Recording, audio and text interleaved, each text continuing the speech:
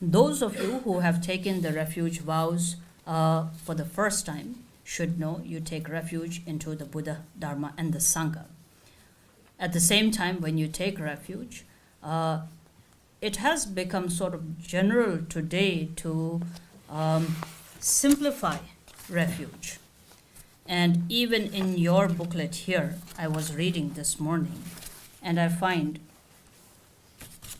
the introduction saying, what we talk about refuge sounds as though we are talking about taking shelter in something external, but that in which we take our refuge is really something inner, the inner essence of the Buddha, Dharma, and the Sangha.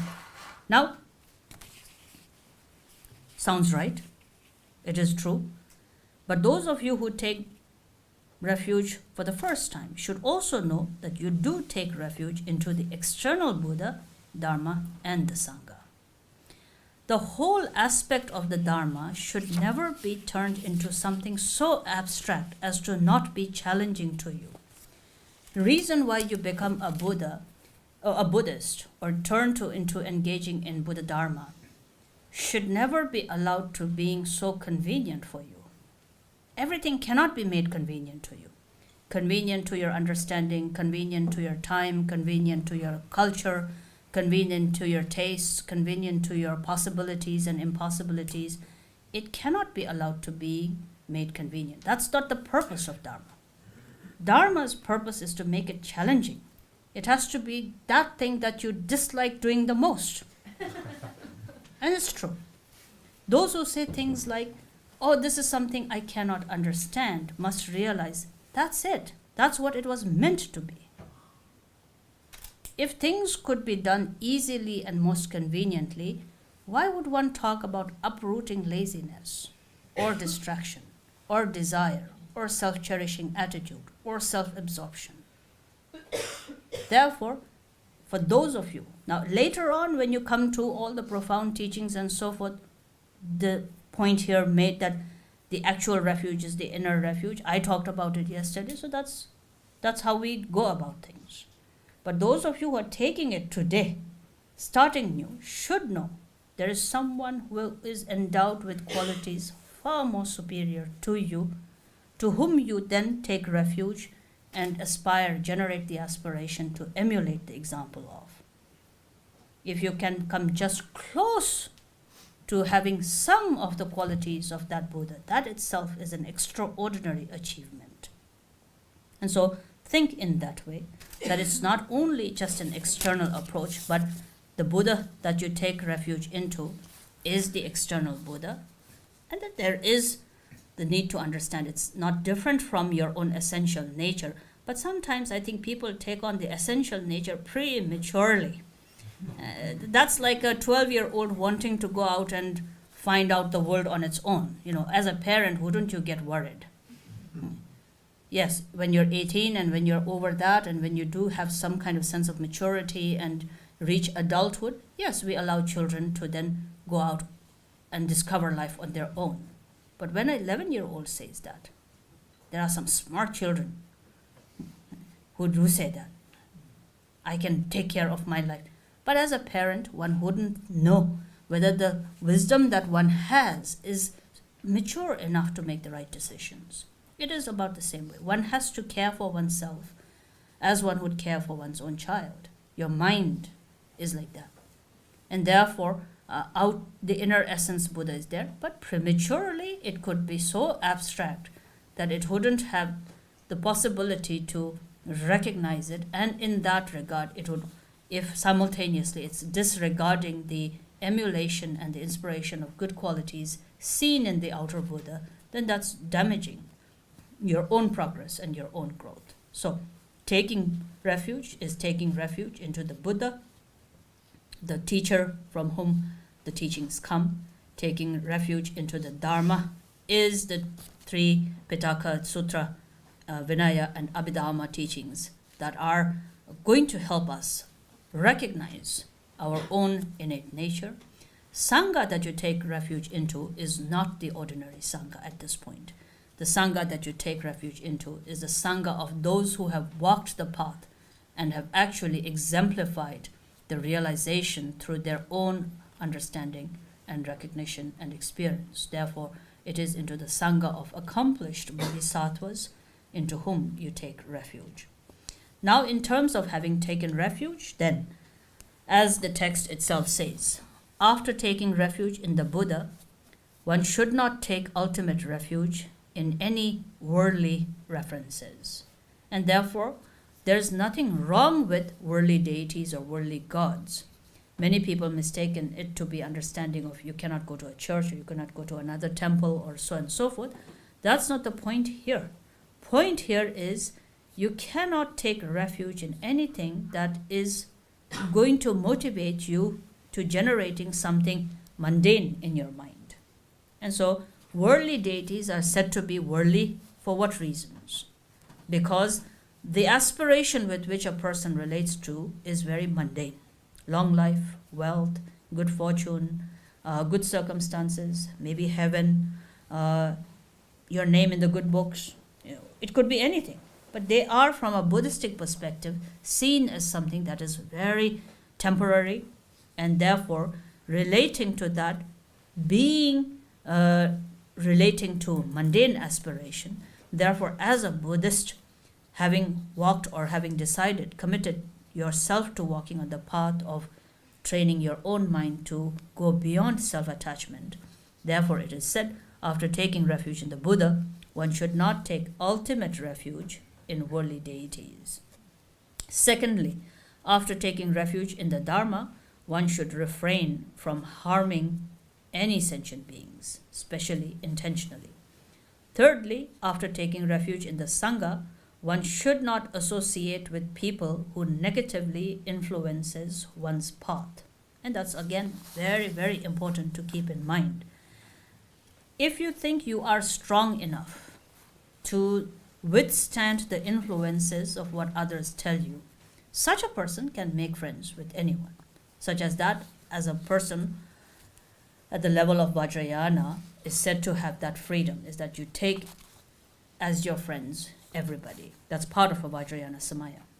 When it is at this level where you are just beginning to learn, you have to also address one crucial point, and that is to see how fragile or how influential or not your mind is.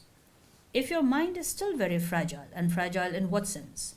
Fragile in its awareness, fragile in its wakefulness, fragile in its perseverance, fragile in its devotion, fragile in its determination, then because it is so fragile, it needs some time to be cared for. So here the fault is not of the others. The fault is the sensitiveness of your own mind, the rawness of your own mind. That needs to be given time to gain strength, and then you can be more, when you're more confident of your own stability of mindfulness, then engaging in any kind of friendship is very fine. But this particular thing has to be kept in mind, and this is especially good for people who go out and try to change other people before they are changed themselves. So, fourthly, then one should respect all images of the Buddhas as though they are the Buddha himself. Fifthly, one should respect every letter of every Dharma scripture because it is from them that we understand and realize the Dharma. Sixthly, one should respect the Sangha, both the noble Sangha of Bodhisattvas, Sangha of practitioners, Sangha of monastic, never thinking or speaking ill of them. One should respect any symbol of the Sangha, such as the monastic robes, as being equally important. Now, these three are very essential disciplines for anyone who has taken refuge. Every image of the Buddha or Buddhistic image must be regarded as the Buddha himself. Every letter, alphabet, and here it says Dhamma scriptures, but our teachers used to say every written form must be regarded as the Dhamma. And every even patch of yellow, anything, even on a paper, should be regarded as the Sangha, requiring respect, requiring immediate, tremendous sense of awareness of it being a symbol of the three jewels. And if a Buddha walked in, or if there was the true Dharma being given, how much respect would you have? You'd give this equal amount of respect. And that's not, again, because of the object itself. It's about the symbols of every such thing is a reminder for one's own self. It reminds you immediately. And that's very true. For us, for example, monastics, monks and nuns, every part of our ritual is a reminder. How we fold our robes, how we wear them, when we wear them, how do we think, when we take them off, how do we think, the different layers that we have, and the kind of sort of layers that it should be representing when we make prostrations, when we pick up our Zen. All of these are then taught to be reminders. Folds remind you of the Four Noble Truths or the Two Truths or the Six Paramitas or whatever it is. These are all symbolic. We call them ritualistic. That's a wrong interpretation. It's about skillfully surrounding yourself with as many reminders as possible. And you ask yourself the question, do you need reminders or don't you need reminders?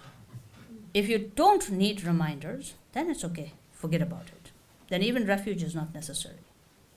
But if you think you need reminders, then you ask the second question, how many would you like? And then the ratio of how many reminders you would like should be more.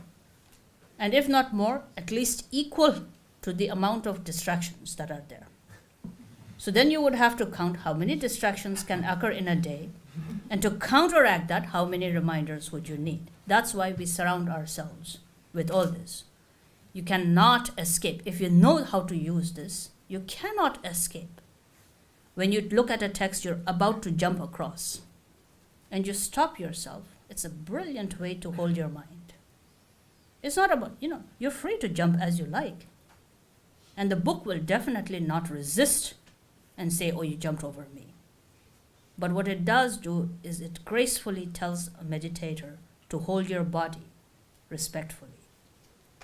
That one little bit more aggressive physical or a verbal or an unaware mind could be held back by a simple picture or a syllable or a color is one of the most beautiful, graceful, skillful ways in which we support, through all these rituals and through all these methods, the wakefulness of one's own awareness. And it is a very realistic and it's a very humble approach to accepting the stormy waves of one's own neurosis and how one's awakenedness has to withstand that stormy wind of distraction.